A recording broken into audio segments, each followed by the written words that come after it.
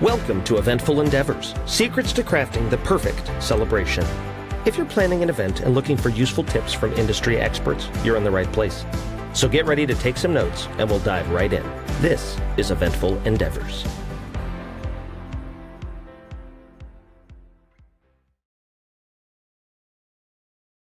All right, welcome back to another episode of Eventful Endeavors. We are here today with Tatiana, who is the venue manager over at Castle Green in Pasadena, California. So we're going back to California today, talking about a venue that I've personally been at a few times. It's really cool, really unique, and I'm excited to chat with you. So thank you for being here.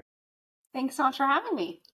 So I always kind of like to start out the same way, which is kind of finding out your journey of how you got into this industry in general, like where you came from, how it all started, and what led you to being this venue manager at this spot.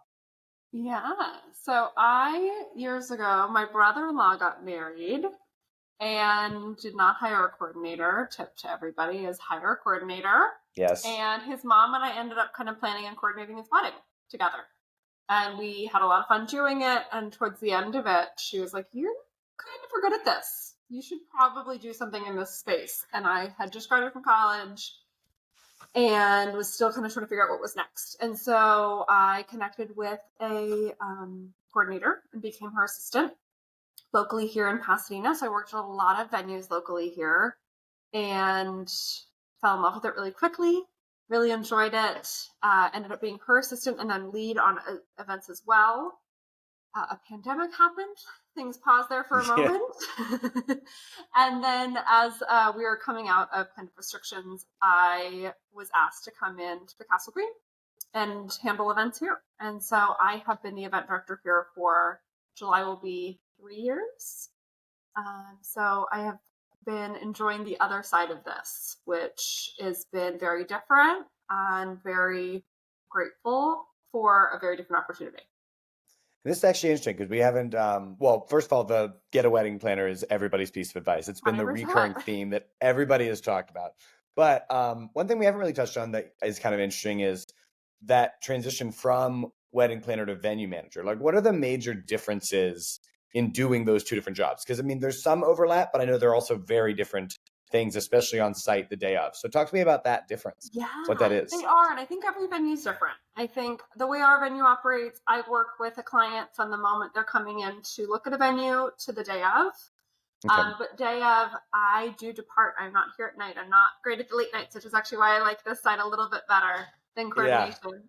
And we have staff here instead. So the difference for me really is that it is a 9 to 5. I'm here 5 days a week, 9 to 5, versus that kind of the more constant experience when you are any type of vendor, but especially a coordinator with a client where you're spending a lot of mornings, evenings, and throughout the day in meetings with clients. Mine is a little bit more specific, and I have much more control over that, which I enjoy and appreciate. Interesting. So, you know, when you say you do like the 9 to 5, like, because I know like if people hire a full planner, there's a lot of like, you know, vendor communication and stuff like that. Do you handle a lot of that too? Like, do all the people that come in usually have full planning, or do you deal with a lot of people who maybe are just doing like a coordinator the month of, so you kind of take on that role for a lot of their journey? I do a little bit of both. I do have a majority of my clients, I would say, do more of a month of coordination or last 3 months. I still work with a good handful of clients a year who come in through a planner. So I'm working with a planner primarily through the process. But when I'm working with someone who's primarily doing coordination, a lot of the time until they start working with a coordinator, or until they've hired that person, I'm the only person they know who knows anything about this industry. And so I do tend to do a lot of that. And that is where I lean on that prior experience of coordinating to fill in that gap and go like, we're going to help you figure it out in the meantime. So that seems like a lot, because I talk to a lot of wedding planners about how many events they can handle per year. Like, but doing a venue and also having clients, like, I mean, how many weddings do you guys do each year? Like, do you have a lot going on, or? We do have a lot going on. We do. So on average, I would say, looking back through the years, it's been about 40 to 60 events a year is probably our average. We hit a highest point in 2022 of 75 events, which was a lot of our COVID postponements coming in, getting everybody rescheduled and all that. Sure. And so that was probably our highest level that we've done in terms of quantity. So yeah, averaging around 40 to 60, I think, on most years. Okay. And that's a lot of communication with a lot of people. So It's a lot of that's a humans. full, a lot of It's humans very to, special. Yeah. yeah, that sounds great. So, so talk to me about the venue. I mean, I've obviously been there a few times. I've had the privilege of playing there. It's a beautiful spot. So talk to us about the venue and kind of the history of it and the story there. Cause it's literally like a castle in the It's middle of the unique. city. It's Yeah, awesome. it's definitely a unique Yeah. property. So Castle Green was originally built in 1898. It was Wow. opened actually on January 16th, 1899. So this is our 125th anniversary in Pasadena. So it's a I big had year no for us idea it was here. that old. Yeah, Wow. 125 years. So it was originally part of the Hotel Green, which used to be across the street. So the big structure that kind of greets you as you come into the property is a half of a bridge, which used to go across the street. Sure. And originally we were the annex for East Coast travelers spending their winter season in Pasadena. And this was kind of the resort town for the area. Eventually, things changed, travel changed, hotel no longer, and this became private owned condominium. So everything upstairs is actually a privately owned condo. There's 52 units upstairs. And then downstairs is our full event space. So we have a large property available. We do one event a day with clients, and they have separate spaces for ceremony, cocktail, and reception for kind of however they'd like to structure the event. Yeah, and just because I've been there, talk to me a little about that space because you guys have that big lawn out front that's just like really pretty for the ceremony, right? Yeah. The big lawn, the greenery. I mean, we have gotten tons of rain this week, and we have been lucky enough to get just feeding that beautiful green lawn and all that lush greenery out there. It's looking really nice. Yeah, it's kind of cool because you get this like kind of like pretty like almost like mansion garden wedding kind of thing, and then you go inside and you're like in this like old timey. Would you call it rustic? I mean, yeah, it's like a combination of a garden in a city. Yeah. Like you're so centrally located in Old Town where you can go to bars and do whatever you want all night long and enjoy restaurants all weekend with your family while still having a garden feel. And then you have this private estate feel, in my opinion, on the inside where it's completely exclusive to you and you can enjoy the whole thing as much as you want to.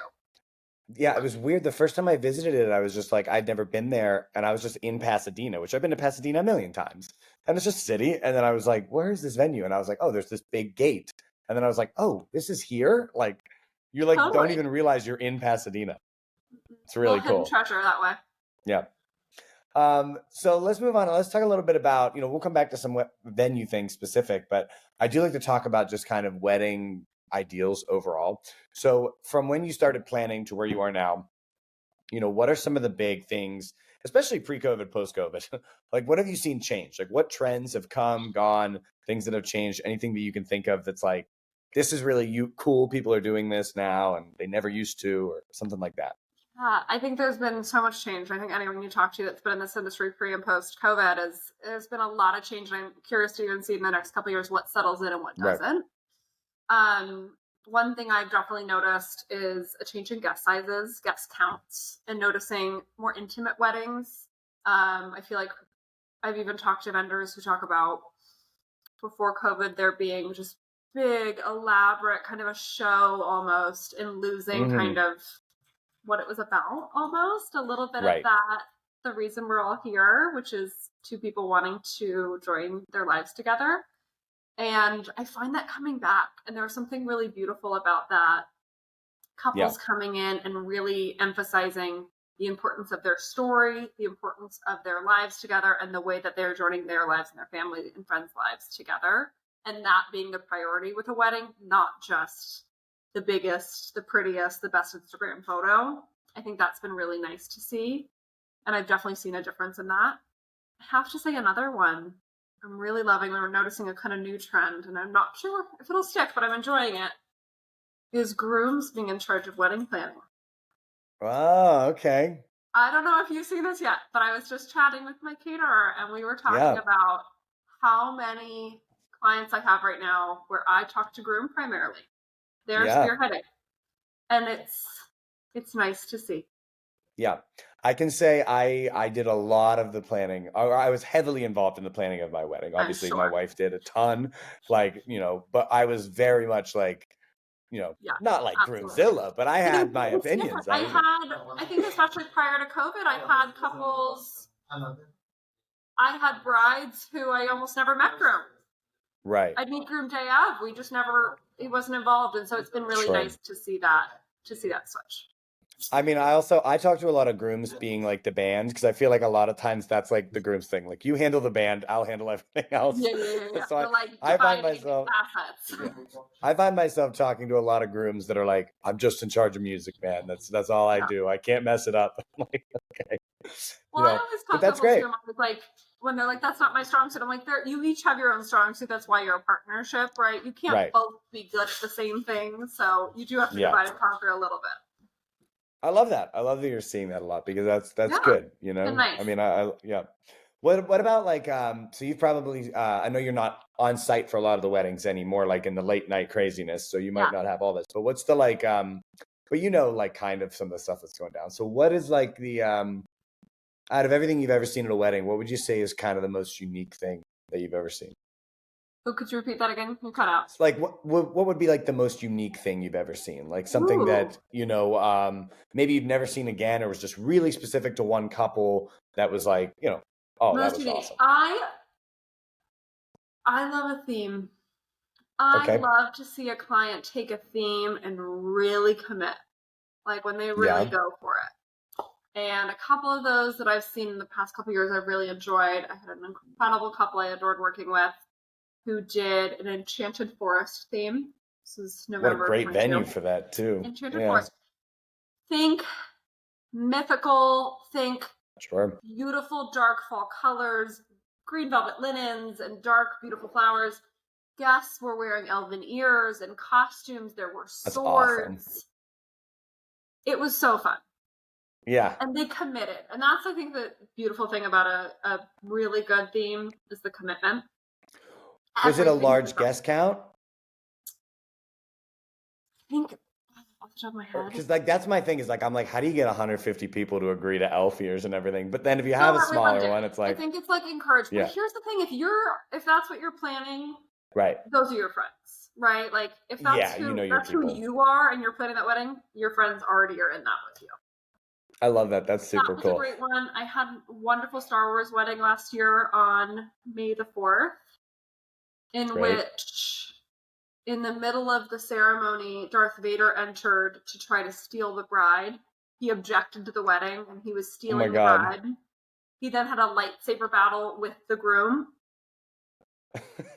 Did everybody know about this, or was this like Darth Vader was conquered, and he dragged his body away from the ceremony? Fantastic. That's so fun. I love that kind of thing. Yeah, like it's supposed to be a memorable occasion. Like, do you have fun? I went to a fairy wedding once. That was kind of cool. Everybody had like fairy wings on, and it was just wild. And everybody did it. I love it. I had 2 Ren Fair weddings this year. I'm like, I can't wait. Let's do it.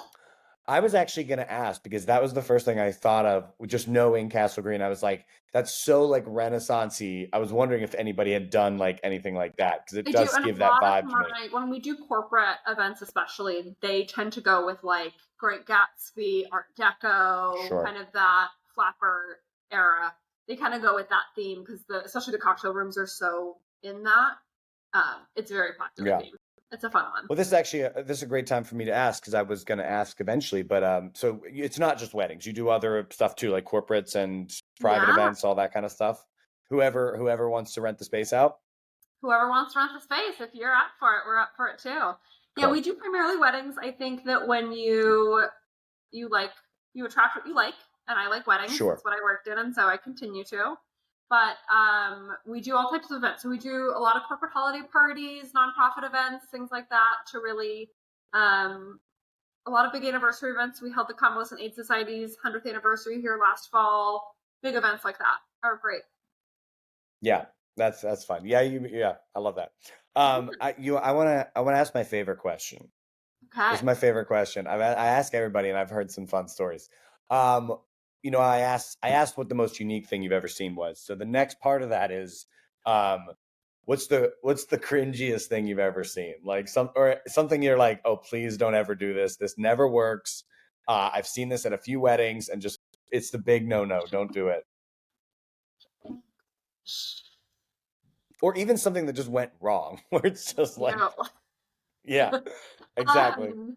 On like a greater advice level, don't hire friends and family or your friend of a friend. Yes. They always drink and they always abuse your time and money. Yes. That's my advice. What I see go wrong the most. Oh my gosh. What is the craziest? There's so many. There's a lot of interesting things we've seen probably over the years. To be gross, we have a vomit cleanup kit on site due to certain to certain guests' behavior in the past. Yeah. So don't invite your messy friends to your wedding. That would be my recommendation. Yeah. Try to keep it classy. You know, we all dressed up for this. You know. I know, right? It's like, let's behave ourselves. It's not a frat party. No, people are honestly pretty tame. I think that the beauty of the castle, I will say, is like it has this feeling in it that you should behave yourself. Yep. So overall, we're pretty lucky. I was actually going to say, and I hope it's okay I bring this up because I remember last time I worked there and as a vendor there, and this might come from people hiring their friends and people making mistakes and doing stuff, but we were like, the venue gave us like a very strict, and I agree with it. They were like, no drinking rule for vendors. Like, actually, we had a wristband that said we are a vendor. We are not allowed to drink. I've never seen that at a venue before. And I was like, I literally said to them, I was like, what happened to make this a thing? Like, I need to know the whole story. I can tell you. Want to know? Oh, yeah, I do want to know. Okay, I want to know. Who messed up? Not that many that I put in place. I put that one in place myself. Who messed up? Was June of 2022. Okay. I had a photographer I'd never worked with before again, like friend of a friend hired. Sure. Never worked before, didn't really know at all. Got blackout drunk. Was brought alcohol himself, and then the way he was dressed, he looked like a guest. So he would go up to the bar and order drinks for himself, and got blackout drunk at the wedding. Ugh. Did he even get any photos? Photographer. And so I was like, sorry, folks, everyone gets punished by those who behave this way. And I was like, look, if you, especially those who do tend to dress that way for working an event, which is fine. You just got to wear a wristband so bartenders know who you are. Well, and even like us, like we're the musicians. I mean, we just look like we're just wearing a suit. We could be anybody, you know. So, I mean, I don't, you know, I respect the industry. I don't do that kind of stuff. But that does happen when you hire your friends. It does happen when you hire your friends. It does, and that's the reality. And the reality is that like we wristband now, and like almost every single vendor I talk to, like yourself, who's a professional, is like, yeah, of course I'm not going to drink. I'm at work. This isn't an issue. Yeah. They're happy to wear the wristband to do so. You can always tell who fights it. Yeah, I just found it funny. I was just like, I was like, yeah, sure. But I was like, I need to know why. Because I've never been to a venue that did that. And I was like, somebody messed this up. It's like those signs you see where you're like, why is that sign there? Who did this? Who climbed on the bush? Someone did it. It's always, every rule in the contract is something someone did, right? Yeah, and we have that too. I mean, I think any vendor, I get a lot of questions about random things in our contract. And it's like, well, that's because this one time this happened, and then we were playing in 2 feet of snow, so now this is in there, you know. There's always a story, right? I'm always like, there's a story for every line of the contract usually. Yeah, so I've talked to other people about this, is just don't hire your friends. Don't do it. And it's not even that they should drink and have a good time. They're at your wedding. They're your friends. Totally. So don't hire them. Just let them do that. But they can't work your wedding. It's just it's in the contract already, so it's just a safety precaution on top of it to say, you've been hired for this event. We're going to hold you to the requirement. Right. Did the bride, out of curiosity, did anything go down? I mean, were they upset? Like, were there any photos? I don't know that they knew. We tried pretty hard to hide it from them. I was on site for most of that event, and I worked really closely with my team and the coordinator on that one. They had a second shooter who ended up being really great, and we kind of were just like, you do this. Like, you go shoot this wedding instead. And so thankfully he kind of led the charge on that. I don't know. I did not receive an album from them or photos, so I don't know how they turned out. That's just so odd because, the photographer especially has so much to do all day. Like even me as like the musician, like I usually set up and then I've got 2 hours to kill before I got to MC. Totally. Cocktail hour, I'm usually sitting around waiting, putting some music on, waiting for the thing. But like photography is like go, go, go, go, go. Barely has time to eat and then go, go, go, go, go. So I don't know where Not you a find the job you time. can like do under the influence. No.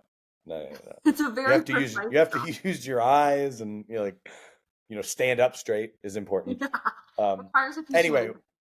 yeah, It's we like can a move roll. past That's that. the reason. Yeah, I found that very interesting, and I think it's something that I wouldn't be surprised if more venues do it. I'm surprised I've never seen it before, so Yeah. it was interesting. I like that, but that's you got to respect where you're at. Whatever makes the event go well.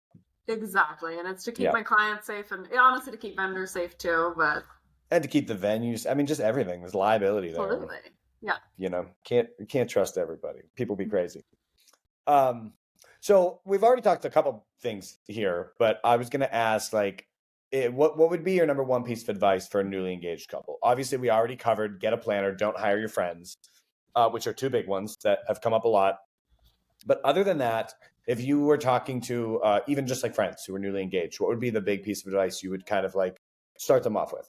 Do this or don't do this. Your venue is your first choice, your first big decision. It's probably one of the biggest decisions you'll make.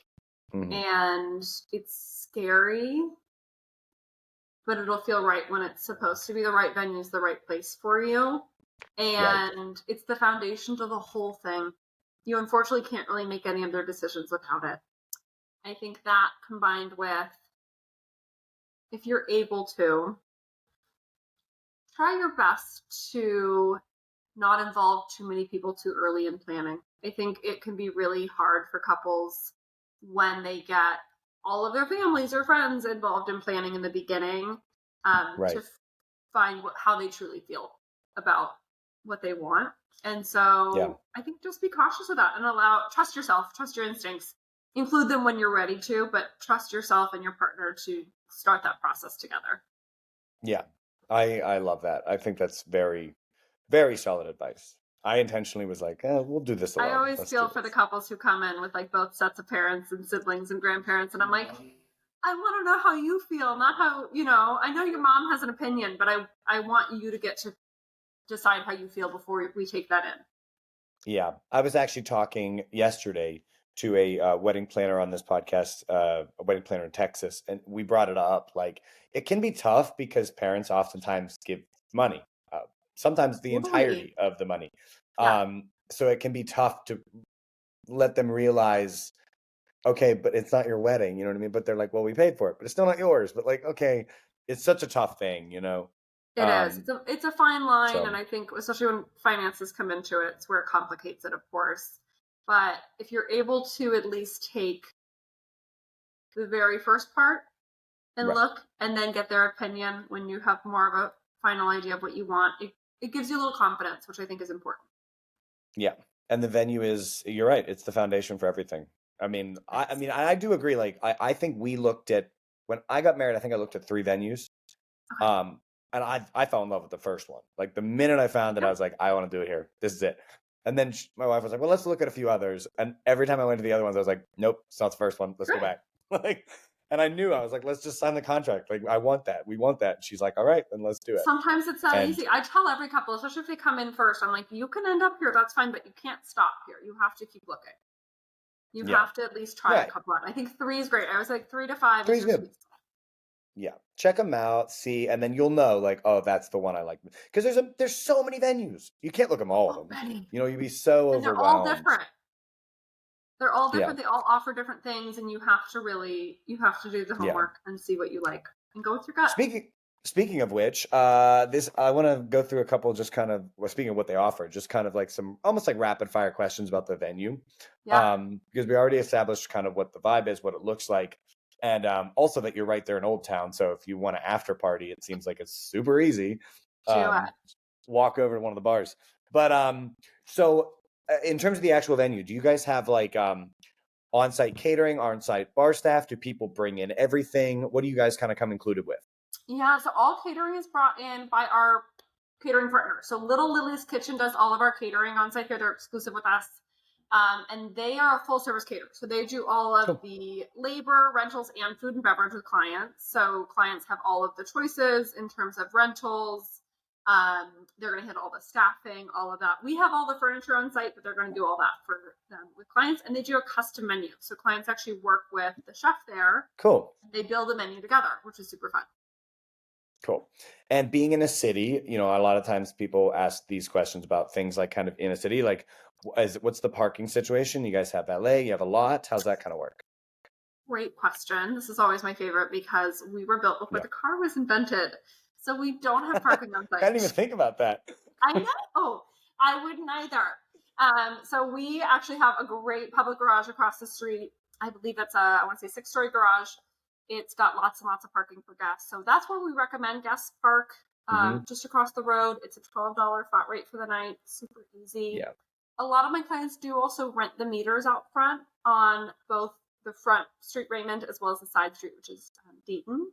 And there's 13 meters available. So a lot of my couples will do that for like their parents and grandparents, all their VIPs. They want to make sure have a spot out front. They'll rent those meters from the city and then guarantee parking for those guests.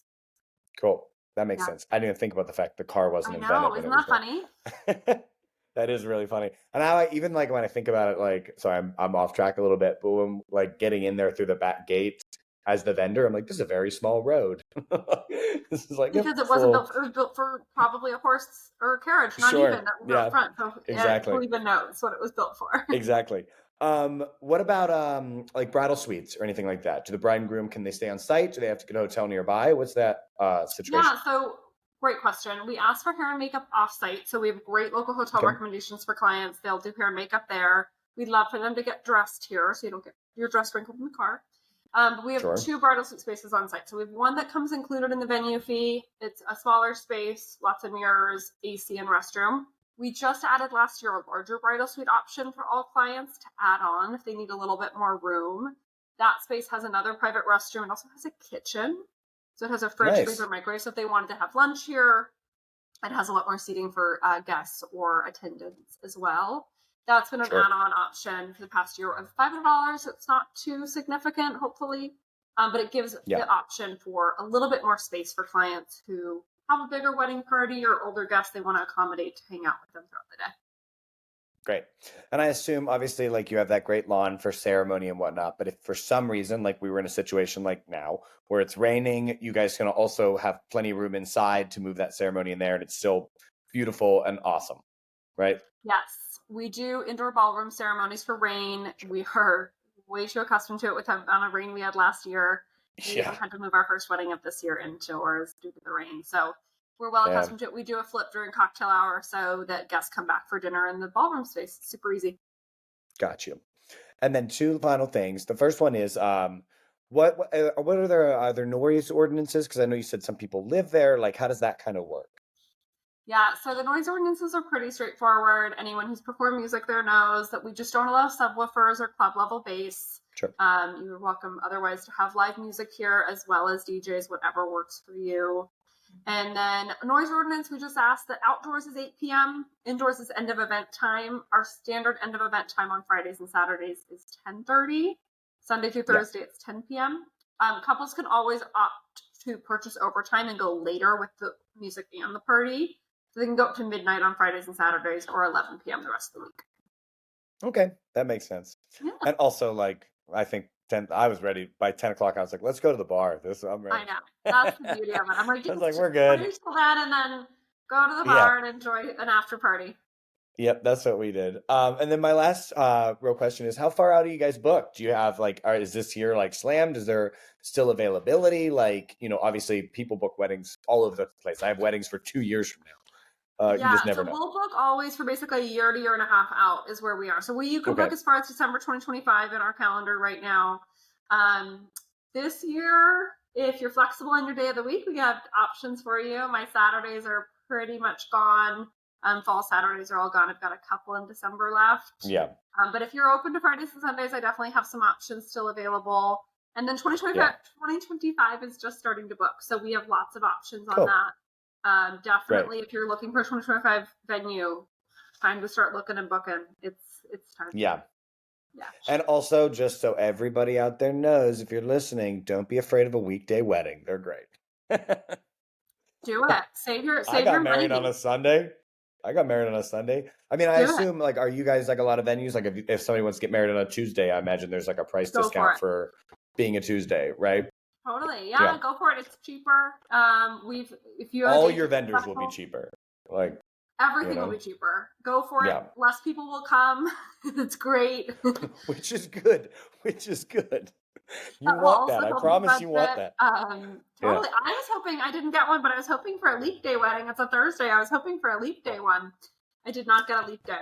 I was curious if I had one. I didn't think about that. Oh, I'm out of town. So yeah, I don't have one. But we might have one somewhere. I wanted a leap day. I thought that'd be so fun. That would be really cool, actually. But then I guess anniversary would be hard. Yeah, but I think that's half the fun. That is half the fun. Like, oh, we got married. Yeah. Yeah. We celebrate our first anniversary 4 years from now. No, that would be cool. Anyway, so before we wrap this up, is there anything else you kind of want to mention? Anything else you want to tell people? Anything else about the venue that we may not have covered? I think we covered a lot. I mean, the venue is fast in its terms of photography and what's available here. I really encourage those who are interested to really look at Instagram and look online at photos. This space is not what you'd expect or what you'd imagine is here in any way. And so I definitely think, especially looking from the outside, if you've ever driven by or looked at the gates, take a look online and see what it looks like inside, because it is a really unique space. And that's just like I said. I mean, I had no idea when I went to visit it for the first time. I was just like, this is a gate and some bushes. And then I was like, oh, this is like here. This is really cool. So definitely visit it. And I imagine, you work 9 to 5. If people want to set up a visit, they can just get in contact with you. We'll link to all your stuff, all the socials, all the contact and everything. So, I highly recommend it. It's a really cool spot and a great location. Yeah, I appreciate that. Yeah. So, I hope to make it over there again soon. And thank you for doing this. Thank you for chatting with us. We hope everybody learned something new today. And, have a great rest of your day. All right? You too. Thank you so much. I appreciate it. Thank you. We'll talk soon. Bye.